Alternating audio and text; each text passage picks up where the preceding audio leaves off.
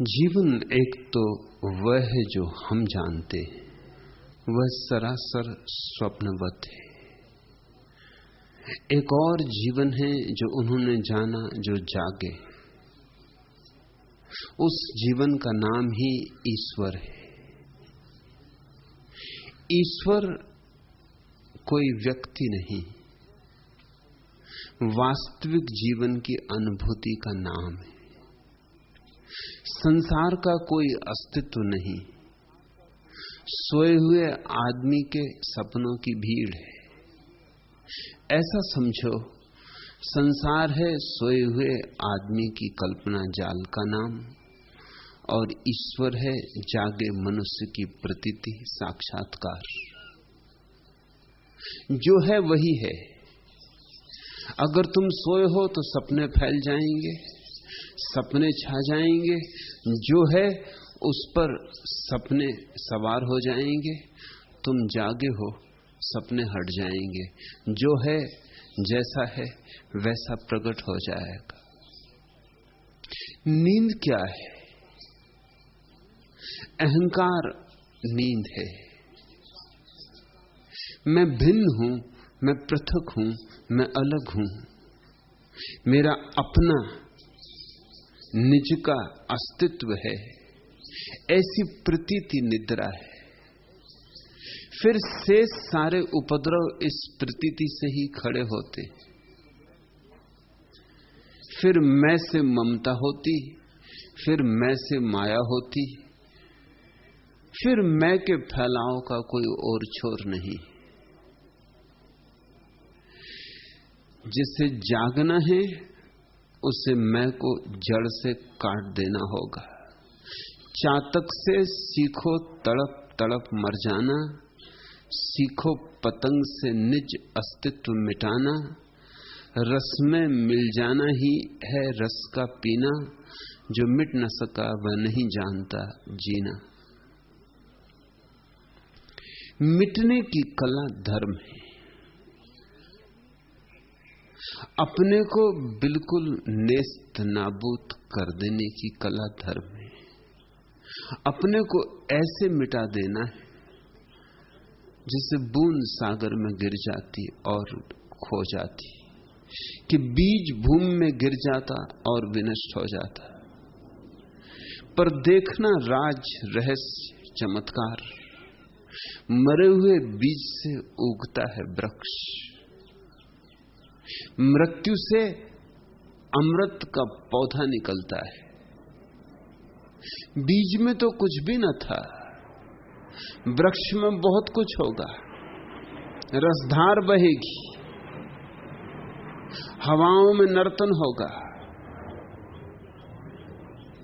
बदलियों से प्रेमालाप होगा, चांतारों से गुफ्तगू होगी,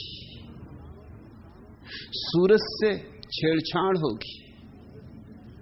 फूल खिलेंगे, फल लगेंगे, पक्षी आवाज करेंगे, थके मांदे लोगों को छाया मिलेगी। बीज में तो ये कुछ भी नहीं था। बीज तो व्यर्थ था। अगर बीज की कोई सार्थकता थी तो इतनी ही थी कि वृक्ष बन जाए। वृक्ष बने तो सार्थक, बीज रह जाए तो व्यर्थ। मनुष्य भी परमात्मा बन जाए तो सार्थक, मनुष्य रह जाए तो व्यर्थ। मनुष्य बीज है, उसमें बहुत कुछ होने की संभावना है। मनुष्य पर अपनी इतिश्री न मान लेना, अंत न मान लेना। मनुष्य अंत नहीं, प्रारंभ है। मनुष्य समाप्ति नहीं है। मनुष्य के पार जाना है, अतिक्रमण करना है। अपने से ऊपर उठने की जो आकांक्षा है, वही सत्य की खोज है, वही सन्यास है। फ्रेडरिक नीत्शे ने कहा है, वह दिन सबसे अभागा दिन होगा मनुष्य के इतिहास में, जब आदमी अपने अतिक्रमण की आकांक्षा को भूल जाएगा, जब आदमी अपने से तृप्त हो जाएगा, जब आदमी का तीर चढ़ेगा नहीं प्रत्यंचा पर, निकलेगा नहीं अज्ञात की यात्रा को। जब मनुष्य मान लेगा कि जो मैं हूं बस काफी हूं, जिस दिन मनुष्य इस भांति तृप्त हो जाएगा, उसे नीत्शे ने सबसे अभागा दिन कहा है, और वह अभागा दिन लगता है करीब आने लगा, क्योंकि बहुत लोग अपने से तृप्त मालूम होते। कमा लिया कुछ धन, बैंक में कुछ पूंजी इकट्ठी हो गई, बना लिया मकान, पत्नी है, बच्चा है, पद प्रतिष्ठा है, और बस जीवन की समाप्ति हो गई। अगर यही जीवन है तो होना बिल्कुल व्यर्थ है, क्योंकि पूंजी पड़ी रह जाएगी और तुम्हारी अर्थी उठेगी, और पत्नी बच्चे 4 दिन बाद भूल जाएंगे कि तुम कभी थे भी। तुम्हारा कोई चिन्ह भी समय की रेती पर छूट नहीं जाएगा। पानी पर खींची गई लकीरों की तरह तुम मिट जाओगे। नहीं, यही जीवन नहीं है। जीवन की एक और दिशा, एक और आयाम, एक शाश्वत जीवन भी है, और दूर नहीं, बहुत यहीं पास। जरा टटोलो, जरा खोजो। लाल के आज के वचन उसी जीवन की तरफ इशारा करते हैं। जो समझदार हैं, जिनमें थोड़ा बोध है, वो तो इन सीधे साधे वचनों में से भी नाव बना लेंगे उस पार जाने वाली। हंसा तो मोती चुगे, कंकड़ पत्थर भी पड़े हों तो भी हंस तो मोती चुग लेता है। सीधे साधे वचन है। उपनिषदों, वेदों जैसी दुरूहता नहीं। धम्मपद, ताओ ते किंग वैसी सैद्धांतिक उड़ान नहीं। सीधे साधे ग्राम्य वचन है, पर गांव की सौंधी सुगंध भी है उनमें, जो परिष्कृत उपनिषदों में नहीं हो सकती। गांव की ताजगी भी है उनमें, जो बुद्ध के वचनों में नहीं हो सकती। सीधे साधे सामान्य जन का शब्दों के आडंबर से रहित, सिद्धांतों के जाल से मुक्त दर्पण है उनमें। चुन सको तो मोती चुन सकते हो।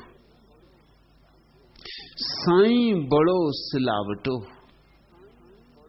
जिण आंख काया कोरी। कहते हैं परमात्मा बड़ा कारीगर है, सिलावटो, बड़ा सर्जक है। पत्थर में मूर्ति बना दे, ऐसा मूर्तिकार है। साईं बड़ो सिलावटो, जिन आ काया कोरी। जिसने मनुष्य की ये देह रची। इस जगत में मनुष्य की देह सबसे बड़ा चमत्कार है। ऐसे तो चमत्कार ही चमत्कार है। ऐसे तो वृक्ष की देह भी कुछ कम चमत्कार नहीं। ऐसे तो आकाश में उड़ते हुए पक्षी की देह भी कुछ कम चमत्कार नहीं। पर मनुष्य बेजोड़ है। उसकी देह में जितने फूल संभव है उतने किसी और देह में नहीं। उसके भीतर जितने खजाने बड़े उतने किसी और देह में नहीं। उसमें जितने फल लग सकते हैं इतने किसी और वृक्ष में नहीं। और वह जितना ऊंचा उड़ सकता है कोई पक्षी न कभी उड़ा है, न उड़ सकेगा। वह जितना गहरा जा सकता है, कोई मछली न कभी गई है, न जा सकेगी। मनुष्य अपूर्व है, अद्वितीय है। हिमालय के उत्तुंग शिखर भी उसकी चेतना के शिखर के सामने टीले टाले। चांद तारों की रोशनी भी उसके भीतर ध्यान से जन्मी हुई रोशनी के सामने फीकी है, अंधेरी है।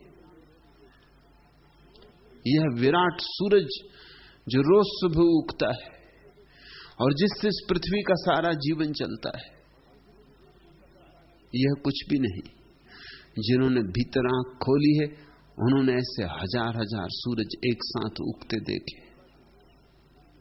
उन्होंने उसका जलवा देखा है, उन्होंने उसकी रोशनी देखी। शराब पी के मस्त हुए लोग तुमने देखे, मगर वह मस्ती तो अभी है और अभी उतर जाती, क्षण भर को है। लेकिन जिन्होंने उसको पिया है, उनकी मस्ती फिर चढ़ी सो चढ़ी, फिर चढ़ती ही जाती, बढ़ती ही जाती, फिर कोई उतार नहीं है। उस ज्वार का कोई भाटा नहीं, उस बाढ़ में फिर कभी कोई ग्रीष्म ऋतु नहीं आती कि सूख जाए धार। साईं बड़ो सिलावटो, लाल कहते हैं बड़ा सिलावट है परमात्मा। पत्थर में फूल उगा देता है, पत्थर में प्राण डाल देता है। ऐसे तो मनुष्य मिट्टी।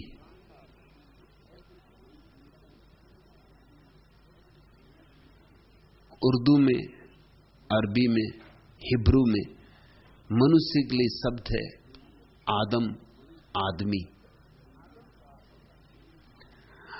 आदम का अर्थ होता है मिट्टी, क्योंकि परमात्मा ने मिट्टी से आदमी को रचा और फिर उसमें सांस फूंकी। अंग्रेजी में शब्द है ह्यूमन। ह्यूमन का अर्थ होता है मिट्टी, ह्यूमस। ऐसे तो आदमी मिट्टी है, और अगर हम आदमी में तलाश न करें, खोज न करें, मोती न चुगे, तो मिट्टी ही रह जाता है। मिट्टी में मिट्टी एक दिन गिर जाती है, कब्र में सब समा जाता है, कुछ बचता नहीं। लेकिन अगर हम खोज करें, अगर हम थोड़ा श्रम उठाएं, अगर हम अपने ही पहाड़ियों पर चढ़ें और अपने ही प्रशांत महासागरों में डुबकी लगाएं, तो बहुत बहुत मोती हाथ लगते हैं। उन मोतियों में सबसे बड़ा जो मोती है, सबसे बड़ा चमत्कार जो है, वो यह कि मृण्मय में छिन्न छिपा हुआ है। मिट्टी में अमृत का आवास है। देह मिट्टी है और उसके भीतर परमात्मा छिपा है। मंदिर मिट्टी है, मगर मंदिर का देवता मिट्टी नहीं। पर देवता से तो कितने कम लोगों की पहचान होती। लोग तो दर्पण में देख के अपनी पहचान करते। दर्पण में तो तुम्हें जो दिखाई पड़ता है वो मिट्टी की छाया है। दर्पण में तो मिट्टी की ही छाया बन सकती, तुम्हारी छाया दर्पण में कभी नहीं बन सकती। ऐसा कोई दर्पण नहीं जिसमें तुम्हारी छाया बन सके। कोई दर्पण तुम्हारी चेतना का प्रतिबिंब नहीं पकड़ सकता। चेतना कोई वस्तु तो नहीं कि उसका प्रतिबिंब हो सके। और दर्पण से ही हमें अपनी पहचान। अलग अलग तरह के दर्पण हमने निर्मित किए। कांच का दर्पण ही अकेला दर्पण नहीं। दूसरों की आंखों में जब तुम झांकते हो और उनसे अपने संबंध में कुछ सूत्र लेते हो, वह दर्पण भी कांच का ही दर्पण। तुम्हें अपने संबंध में जो पता है वह तुमने दूसरों से इकट्ठा किया है, उनके मंतव्य। किसी ने कहा प्यारे हो, किसी ने कहा सुंदर हो,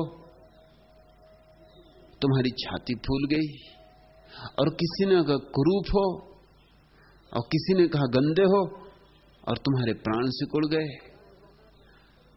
और किसी ने फूल मालाएं पहना दी, और किसी ने पत्थर मारे और गालियां दी, और इस तरह तुम चारों तरफ से अपने संबंध में मंतव्य इकट्ठे कर लेते हो।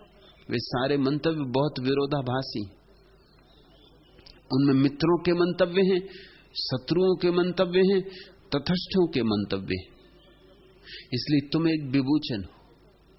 तुमने सब तरह के मंतव्य तो इकट्ठे कर लिए, उनमें कोई तालमेल बिठाना मुश्किल है। कोई कुछ कहता है, कोई कुछ कहता है, आज कुछ कहता है, कल कुछ कहता है। तुम्हारे भीतर इतने विरोधाभासी वक्तव्य तुम्हारे ही संबंध में इकट्ठे हो गए हैं कि तुम एक विभ्रम हो गए हो। तुम एक भीड़ हो विचारों की, जिसमें कुछ तय करना मुश्किल है। तुमने बहुत दर्पणों में झांका है और सब दर्पणों से तस्वीरें इकट्ठी कर ली। तुम कभी दर्पणों की ऐसी प्रदर्शनी में गए हो जहां बहुत तरह के दर्पण होते हैं? एक में तुम लंबे दिखाई पड़ते हो, बहुत लंबे, और एक में तुम ठिगने दिखाई पड़ते हो, बहुत ठिगने, और एक में मोटे दिखाई पड़ते हो बहुत, और एक में दुबले दिखाई पड़ते हो बहुत, और एक में बिल्कुल कुरूप, और एक में अति सुंदर। यही तुम्हारी दशा है। चारों तरफ से तुम तस्वीरें इकट्ठी कर रहे हो, अपनी एल्बम बना लेते हो। उसी एल्बम को तुम अपना आत्मज्ञान समझते हो। वह तुम्हारा आत्मज्ञान नहीं है। जो स्वयं को नहीं जानते हैं वे तुम्हारे संबंध में क्या कहेंगे, और दूसरे तुम्हारे संबंध में कुछ कहना भी चाहें तो क्या कह सकते? तुम्हारी अंतरात्मा में उनका प्रवेश नहीं है।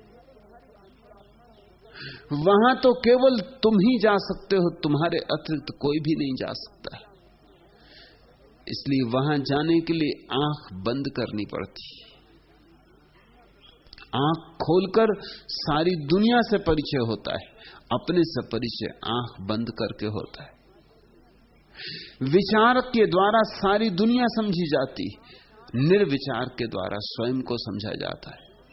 मन उपयोगी है जगत को समझने में, स्वयं को समझने में मन की कोई अर्थवत्ता नहीं। मन को एक तरफ हटा के रख देना पड़ता है। मन बहिर्मुखी है और तुम भीतर हो, बहुत भीतर हो। मन की कोई अंतर्गति नहीं, वह सिर्फ बाहर जाना ही जानता है, वह पीछे लौटना जानता ही नहीं। मन के पास कोई रिवर्स गियर नहीं है। फोर्ड ने जब सबसे पहले अपनी कार बनाई थी, उसमें रिवर्स गियर नहीं था, ख्याल में ही नहीं आया था। तो उसकी जो पहली कार थी, अगर अपने घर लौटना हो या गाड़ी को पीछे लाना हो तो बड़े चक्कर लगाने पड़ते थे। ये तो उसे बाद में ख्याल आया कि इसमें रिवर्स गियर भी हो सकता है। जरा सा पीछे लौटना हो तो मील भर का चक्कर लगा के आओ कि 2 मील का चक्कर लगा के आओ, ये तो बहुत महंगा धंधा है। रिवर्स गियर तो बाद में आया, लेकिन आदमी के मन में रिवर्स गियर अभी भी नहीं है और कभी नहीं होगा। मन तो बस बाहर ही जाता है, मन सिर्फ दूर ले जाता है। जितना तुम्हारे पास मन है उतने ही तुम अपने से दूर। इसलिए ज्ञानियों ने कहा है अमनी दशा में कोई स्वयं से साक्षात्कार करता है, मन मुक्त होकर, मन से शून्य होकर, मन रिक्त होकर। और तब दिखाई पड़ता है कैसा चमत्कार है, कैसा अद्भुत चमत्कार है, भरोसे योग्य नहीं। मिट्टी की इस काया में अमृत का वास, मिट्टी के इस बर्तन में अमृत भर दिया। सोने का बर्तन होता, हीरे जवाहरात जड़े होता, तो शायद हम सोचते भी कि इसके भीतर अमृत होगा। मिट्टी की इस देह में, जो मिट्टी से बनी और मिट्टी में गिर जाएगी, और जीवन की परम संपदा भर दी, शायद यह देह मिट्टी की है, इसलिए हमें स्मरण भी नहीं आता। सोने की देह होती तो तुम शायद भीतर टटोलते कि जब देह सोने की है तो भीतर पता नहीं और खजाने पड़े हो। देह तो मिट्टी की है, सो तुम भीतर जाते नहीं और बाहर ही बाहर तलाश करते रहते हो। बाहर मिलेगा नहीं, क्योंकि जो है वह भीतर है, खूब गहरे में दबाया है। उतनी गहरी खुदाई अपने भीतर करना होगा। उस खुदाई का नाम ही ध्यान है। ये सूत्र ध्यान से जन्मे, साईं बड़ो सिलावटो, मगर हैं गांव के ग्रामीण आदमी के सूत्र। गांव में जो पत्थरों को गढ़ता है उसको सिलावट कहते। परमात्मा को कह रहे हैं कि तू भी खूब बड़ा पत्थरों का कारीगर है। जिना काया कोरी, मिट्टी पत्थर से तूने मनुष्य की ये देह बना दी और इस देह के भीतर छिपा दिया खजानों का खजाना, रहस्यों का रहस्य, काव्यों का काव्य, जहां से गीताएं फूटती हैं और कुरान जन्मते। खूब रखाया कांगरा नीकी नो मोरी, कैसे कंगूरे तूने उठाए हैं भीतर, कैसे शिखर गौरी शंकर। मंदिर पे कंगूरे होते, मनुष्य के भीतर, मनुष्य के मंदिर पर भी कंगूरे, कंगूरों पर स्वर्ण चढ़ाया होता है। मनुष्य के भीतर भी स्वर्ण के कंगूरे, मगर बहुत थोड़े से सौभाग्यशाली लोग हैं जो अपने मंदिर के कंगूरों की तरफ आंख भी उठाते। उनसे पहचान करनी, उन तक पहुंच जाना तो दूर, तुम्हें बोध ही नहीं हो पाता कि तुम कौन थे और मर जाते हो। तुम ऐसी ही व्यर्थ की आपाधापी में मर जाते हो। चीजें इकट्ठी कर लेते हो और मर जाते हो, आत्मा गंवा देते हो और चीजें इकट्ठी कर लेते हो। जीसस ने कहा है, जो अपने को बचाएगा सब गंवा देगा, और जो अपने को गंवाने को राजी है सब बचा लेगा। तुम जिंदगी भर चीजों को बचाते हो और चीजों को बचा के तुम सोचते हो कि तुम अपने को बचा रहे हो। तुम सोचते हो जितनी चीजें तुम्हारे पास होंगी उतने ही तुम सुरक्षित रहोगे। चीजें तो बच जाएंगी, तुम नहीं बचोगे। स्वयं को बचाने का तो रास्ता बड़ा अनूठा है, बड़ा बेबूझ, बड़ा अटपटा, बड़ा उल्टा। मिटाने की कला आनी चाहिए, बचाने की नहीं। अपने को समर्पित करने की कला आनी चाहिए, संघर्ष की नहीं। धर्म का रास्ता संघर्ष का नहीं है, संकल्प का नहीं है, समर्पण का है। अपने को डुबा देने का, अपने को झुका देने का है। और जो झुकता है उसे कंगूरे दिखाई पड़ते, जो झुकता है उसे अपने भीतर के गौरी शंकर का दर्शन होता है। उतुंग शिखर जिन पर जमी है कुंवारी बर्फ, जो न कभी पिघली और न पिघलेगी,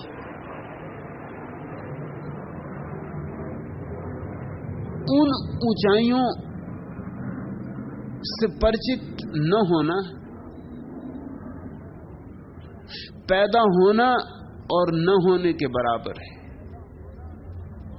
इसलिए जो व्यक्ति उन ऊंचाइयों से परिचित हो जाता है उसे हमने द्विज कहा है, उसका दोबारा जन्म हो गया।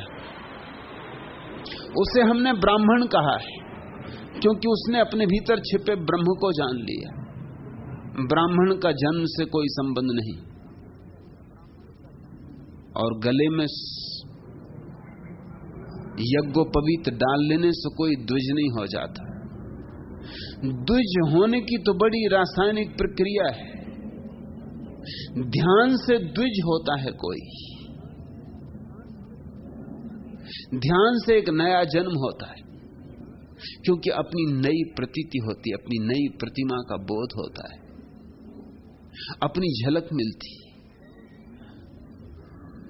साईं बड़ो सिलावटो जिना काया कोरी, खूब रखाया कांगरा। लाल कहते हैं तूने भी गजब किया, छोटी सी देह और इतनी ऊंचाइयां, ऐसे कंगूरे स्वर्ण मंडित, तूने भी गजब किया। छोटी सी देह और ऐसी गहराइयां, नीकी नो मोरी। इसमें ऊंचे ऊंचे कंगोरी भी दिए हैं जिनके द्वारा जगत की ऊंचाइयों से संस्पर्श हो सके, और इसमें 9 द्वार भी दिए हैं जिनसे जगत की गहराइयों से भी संस्पर्श हो सके। शरीर में 9 छिद्र हैं। इन 9 छिद्रों के द्वारा हम पदार्थ के जगत से संबंधित होते हैं। जैसे नाक है, जैसे मुंह है, जैसे कान है, जैसे आंख है, ऐसे 9 छिद्र। इन 9 छिद्रों से हम जो बाहर है उससे परिचित होते हैं, जो हमसे नीचे है उससे परिचित होते हैं। ये 9 द्वार हैं जिनसे हम परमात्मा का अभिव्यक्त रूप जान पाते। आंख के बिना रोशनी का पता ना चलेगा, अंधे को लाख समझाओ समझ ना सकेगा। सिर पटको कितने ही गणित बिठाओ, कितनी ही भाषा जमाओ, अंधे को तुम रोशनी ना समझा सकोगे। कैसे समझाओगे? और अंधा मान भी ले सिर्फ तुम्हें संतोष देने को, तो भी अंधे को कुछ पता नहीं हो सकेगा कि रोशनी क्या है। रामकृष्ण कहते थे, एक अंधा आदमी अपने मित्र के घर भोजन करने गया। मित्र ने उसके स्वागत में खीर बनवाई थी। गरीब आदमी था, उसने कभी खीर ना खाई थी। जब वो खीर खाया, खीर उसे बहुत पसंद आई। खूब बादाम, पिस्ता और केसर उसमें डाले थे। उसने पूछा अपने मित्र को, यह क्या है? मुझे बहुत रुचिकर लगा, बहुत स्वादिष्ट लगा। मित्र ने कहा, खीर है। अंधे ने पूछा, खीर? खीर यानी क्या? खीर से मैं क्या समझूं?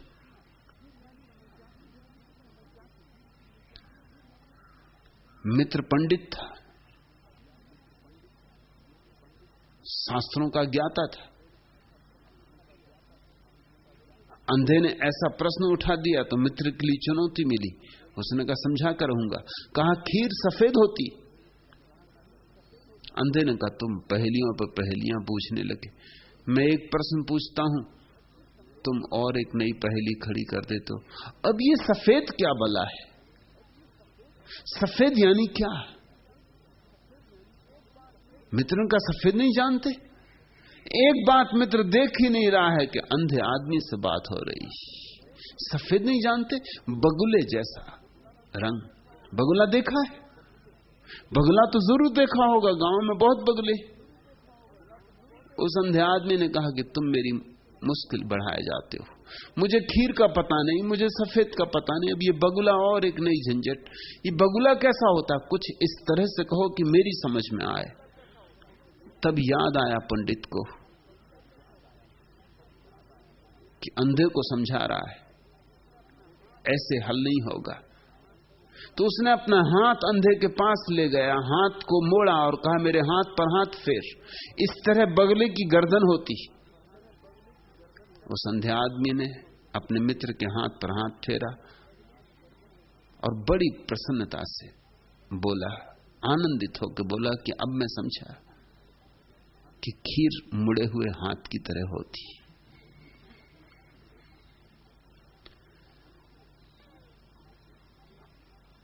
अंधे आदमी की जैसी समझ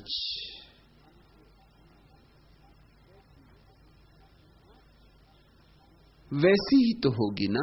आंख चाहिए, आंख नहीं। आंख के द्वारा हम प्रकाश से जुड़ते हैं, और प्रकाश परमात्मा का बहिर्रूप है। ये चांद तारे सब उसकी चादर पर जड़े हुए, टिमटिमाते, हीरे जवारात है। ये उसकी नीली चादर, ये आकाश। 9 द्वार हमें दिए हैं कि हम परमात्मा के अभिव्यक्त रूप से परिचित हो सके, उसकी देह से परिचित हो सके। कान के बिना नाद सुनाई ना पड़ेगा, वीणा बजती रहेगी और तुम्हारे लिए कुछ भी ना बचेगा। ऐसे 9 द्वार दिए हैं इस मिट्टी की देह में कि हम बाहर के जगत से परिचित हो सके, और इसमें ऐसे कंगूरे भी हैं कि अगर हम ये 9 द्वार बंद कर लें और भीतर मुड़ें तो उन कंगूरों से परिचित हो सके। ये 9 द्वार दोहरे काम करते हैं। अगर खोलो तो बाहर ले जाते हैं, अगर बंद करो तो भीतर ले जाते हैं। आंख खुले तो बाहर का दर्शन, कान खुले तो बाहर का नाद, आंख बंद हो तो भीतर का प्रकाश, कान बंद हो तो ओंकार।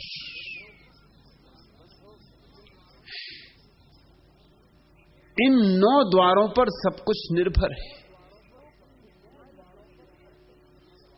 योग की सारी प्रक्रियाएं इन 9 द्वारों को कैसे बंद किया जाए ताकि हम भीतर के परमात्मा से परिचित हो सकें। जब बाहर वह इतना सुंदर है तो भीतर कितना सुंदर न होगा। राबिया अपने झोपड़े में बैठी है, एक सूफी फकीर औरत, मीरा की कोटि की स्त्री, महावीर और बुद्ध की कोटि की स्त्री, और हसन नाम का फकीर उसके घर ठहरा था। हसन बाहर आया, सुबह हुई है, सूरज निकला है, पक्षी गीत गा रहे हैं, वृक्ष लहला रहे हैं, हवाओं में सुगंध है, सुबह की ताजगी, नयापन। हसन ने आवाज दी, राबिया तो भीतर झोपड़े में बैठी क्या करती, बाहर आ, देख परमात्मा ने कितना सुंदर सूरज निकाला है और कैसे फूल खिलाए रंग बिरंगे, और आकाश में बदलियां तैर रही हैं और बड़ा प्यारा मौसम है। परमात्मा ने बड़ी सुंदर सुबह को जन्म दिया, तू बाहर आ राबिया, भीतर क्या करती। राबिया खिलखिला के हंसी और उसने कहा, हसन तुम ही भीतर आओ। जिसने सुबह बनाई मैं भीतर बैठ के उसे देख रही हूं, मैं मालिक को देख रही हूं। तुम उसके हाथ के खिलौने देख रहे हो, मैं उसी को देख रही हूं, तुम ही भीतर आओ। और जब बाहर इतना सुंदर है तो भरोसा रखो मालिक इससे अनंत गुना सुंदर है। हसन ने तो बात यूं ही कही थी, मगर राबिया जैसे व्यक्तियों से जब तुम बात करो तो उनकी तो छोटी छोटी बात में से बात होती, बात में से बात निकलती। राबिया ने तो राज खोल दिया सारा। हसन रोने लगा, भीतर आके राबिया के चरणों पर गिर पड़ा और कहा कि मैंने तो यूं ही कहा था, लेकिन तूने मुझे सोते से जगा दिया। राबिया ने कहा, व्यर्थ समय खराब ना करो, आंख बंद करो। ये चरण भी मेरे जो तुम पकड़े बैठे हो बाहर है, और ये आंसू भी जो गिर रहे हैं ये भी बाहर है। हसन देर ना करो, क्योंकि कल का कोई भरोसा नहीं, क्षण भर का कोई भरोसा नहीं। आंख बंद करो, भीतर जाओ। चरण ही पकड़ने हैं तो उस मालिक के पकड़ो। हमारे भीतर अनभिव्यक्त परमात्मा है और बाहर अभिव्यक्त परमात्मा है। बाहर उसका प्रगट रूप, भीतर उसका अप्रगट रूप। बाहर उसकी देह और भीतर उसकी आत्मा है। इस छोटी सी मिट्टी की काया में कैसा आयोजन है। साईं बड़ो सिलावटो जीणा काया कोरी, खूब रखाया कांगरा नीकी नो मोरी। लालू क्यों सुत्या सरे बायर उबो काल। लाल कहते हैं लालू क्यों सुत्या सरे, कब तक सोया रहेगा?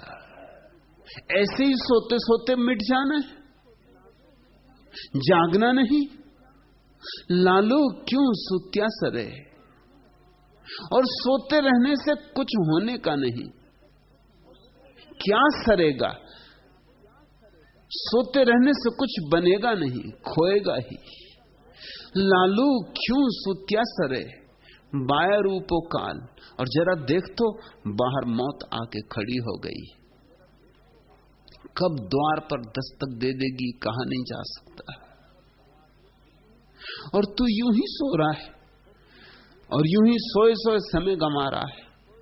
सोने का अर्थ समझ लेना, जिसने भी ध्यान नहीं जाना वह सोया हुआ है। ध्यान के बिना जागरण नहीं है। वो जो तुम सुबह रोज जागते हो उसको जागना मत समझ लेना, नहीं तो सभी बुद्ध होते। बुद्ध का अर्थ होता है जो जाग गया।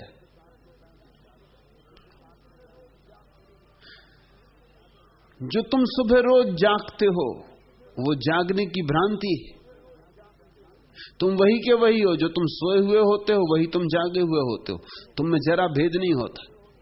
सच तो यह है कि तुम जागे में कहीं ज्यादा बेईमान होते हो, ज्यादा चोर होते हो, ज्यादा धोखेबाज होते हो। सोते में तुम कहीं ज्यादा ईमानदार होते हो, ज्यादा सच्चे होते हो। इसलिए तो मनोविश्लेषक तुम्हारे जागरण की तलाश नहीं करते। तुम्हारे मन में अगर कोई बीमारी हो, तुम्हारा चित्त अगर रुग्ण हो, अगर तुम विक्षिप्त हो, अगर मन किसी परेशानी से बहुत ज्यादा दब गया है, टूट गया है, तो मनोविश्लेषक तुम्हारे सपनों में तलाश करता है। मनोविश्लेषक तुम्हारे जागरण पर जरा भी भरोसा नहीं करता, क्योंकि तुम ऐसे धोखेबाज हो कि तुम औरों को तो धोखा देते ही हो, तुम अपने को भी धोखा दे लेते हो। तुम धोखे में ऐसे पारंगत हो गए हो, तुमने धोखे का शास्त्र ऐसा सीखा है कि तुम्हारे रोए रोए में समा गया है। तो ऐसे नहीं कि तुम दूसरे को धोखा देते हो, दूसरे को देते देते अपने को दे लेते हो। बहुत बार धोखा देते देते देते देते तुम अपने को ही दे लेते हो। लोग दूसरों की जेब ही नहीं काटते, धीरे धीरे अपनी भी काटने लगते हैं।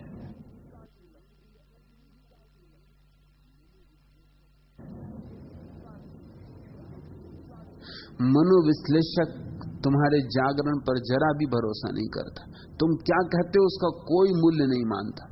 वो तो कहता अपने सपने बताओ, अपने सपने खोलो, अपने सपने उघाड़ो, क्योंकि तुम्हारे सपनों में तुम कहीं अभी ज्यादा सच्चे हो।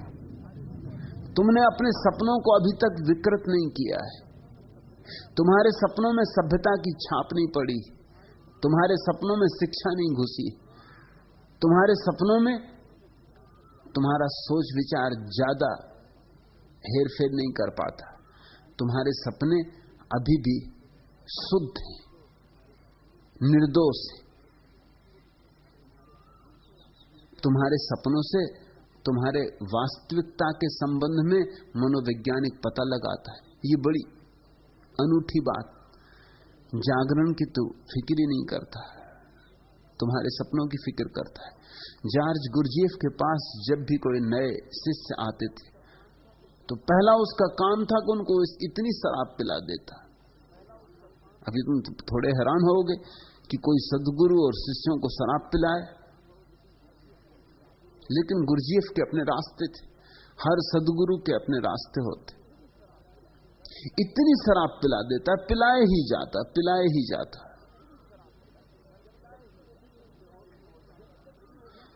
जब तक कि वो बिल्कुल बेहोश ना हो जाता, गिर ना जाता, अल्ल बल्ल ना बकने लगता।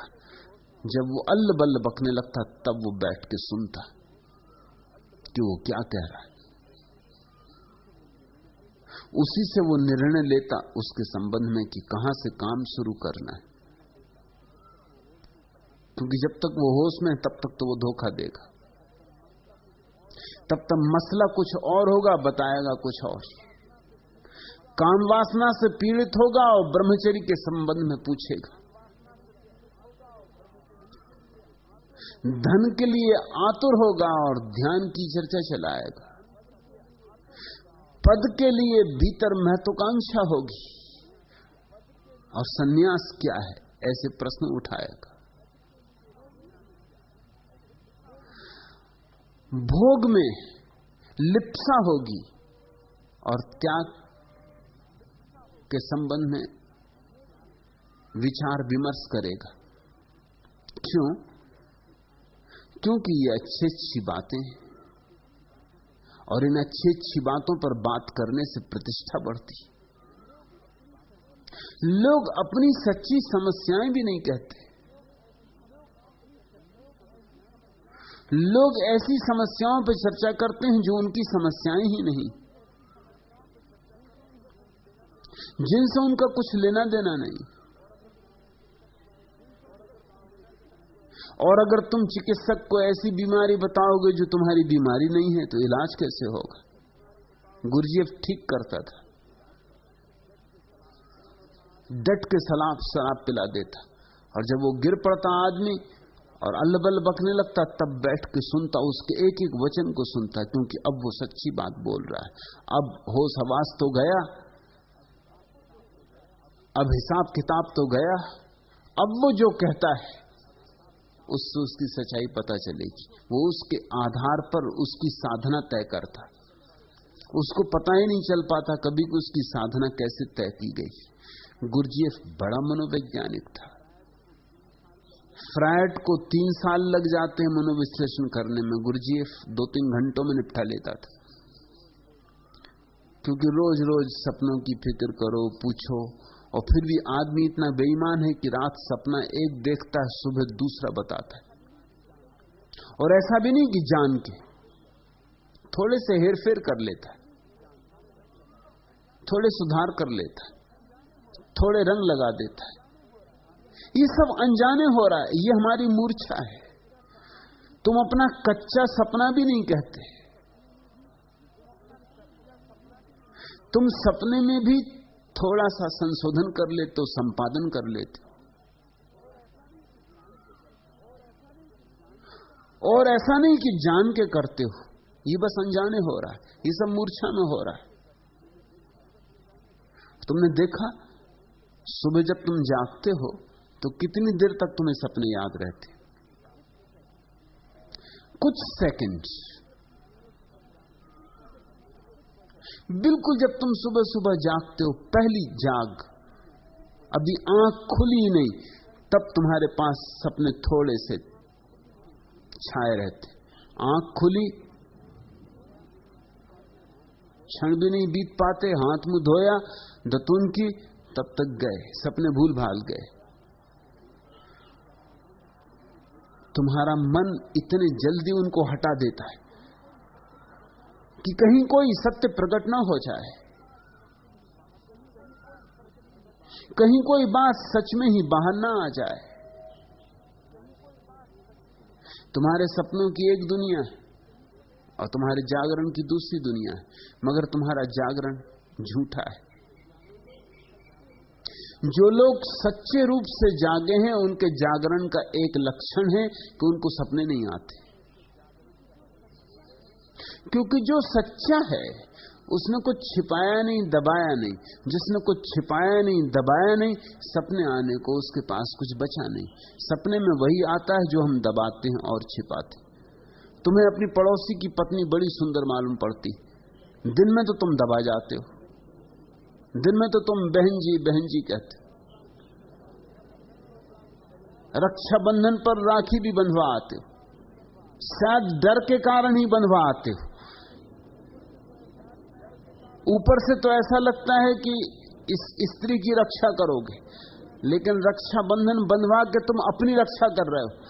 तुम अपने मन को यह कह रहे हो कि अब ये मेरी बहन हो गई, अब और तरह के ख्याल उठाना ठीक नहीं। अब इसके पैर छू लिए, अब और तरह के ख्याल उठाना ठीक नहीं। लेकिन रात सपने में तुम उसे ले भागते हो। सुबह उठ के तुम भूल जाना चाहोगे ये, क्योंकि ये बात तुम्हारे अहंकार के विपरीत है कि तुम रात अपनी पड़ोसी की पत्नी को ले भागे। तुम्हारी पत्नी भी बर्दाश्त नहीं करेगी ये, सपने में भी ले भागोगे तो बर्दाश्त नहीं करेगी, और तुम्हारा अहंकार भी बर्दाश्त नहीं करेगा। जल्दी सपना तुम भुला देते हो। जागते से हम सपने को भुलाना शुरू कर देते। जिस दिन उपवास करोगे उस रात सपना देखोगे भोजन भोजन भोजन। जो दबाओगे वही सपने में आएगा। लेकिन जिसने कुछ दबाया नहीं, जो अदमित जागृत भाव से जीता है, उसके स्वप्न समाप्त हो जाते, और जिसके स्वप्न समाप्त हो गए वही जागा हुआ है। वह जागने में तो जागा ही होता है, नींद में भी जागा होता है। इसलिए कृष्ण ठीक कहते हैं अर्जुन से, या निशा सर्वभूतायाम तस्याम जागृति संयमी। जो सबके लिए अंधेरी रात है, जो सबके लिए भयंकर निद्रा है, संयमी के लिए वह भी जागरण है। संयमी वहां भी जागा होता है। संयम शब्द का अर्थ तुमने अपना बिठा लिया है। संयमी से तुम्हारा अर्थ होता है जिसने नियंत्रण किया है। संयम शब्द में ही कंट्रोल और नियंत्रण आ गया है। संयम शब्द का वैसा अर्थ नहीं। संयम बड़ा अद्भुत शब्द है। संयम का अर्थ होता है संतुलन, अति से मुक्ति। संयम का अर्थ होता है जैसे कोई सितार वादक अपने सितार के तार कसता है। बहुत ढीले रहे तार तो भी संगीत पैदा नहीं होता, और बहुत कस जाएं तो तार टूट जाते। तारों की एक ऐसी भी दशा है जब न तो वे बहुत कसे होते हैं न बहुत ढीले होते। उस मध्य की दिशा पर, उस मध्य की अवस्था में, उस मध्यम में, उस संतुलन में संयम है। उस संयम से संगीत पैदा होता है। ऐसे ही जीवन का भी एक संयम है। न तो बहुत त्याग की तरफ झुका हुआ, न बहुत भोग की तरफ झुका हुआ, जो दोनों के मध्य में खड़ा है। तुमने नट को देखा रस्सी पर चलते हुए? कभी कभी बाएं झुकता है, कभी दाएं झुकता है, सिर्फ संभालने को, मगर संभला रहता है बीच में। अगर डर लगता है उसे कि बाएं ज्यादा झुक जाऊंगा तो गिर जाऊंगा, तो दाएं झुक जाता है ताकि संतुलन हो जाए। दाएं गिरने लगता है तो बाएं झुक जाता है ताकि संतुलन हो जाए।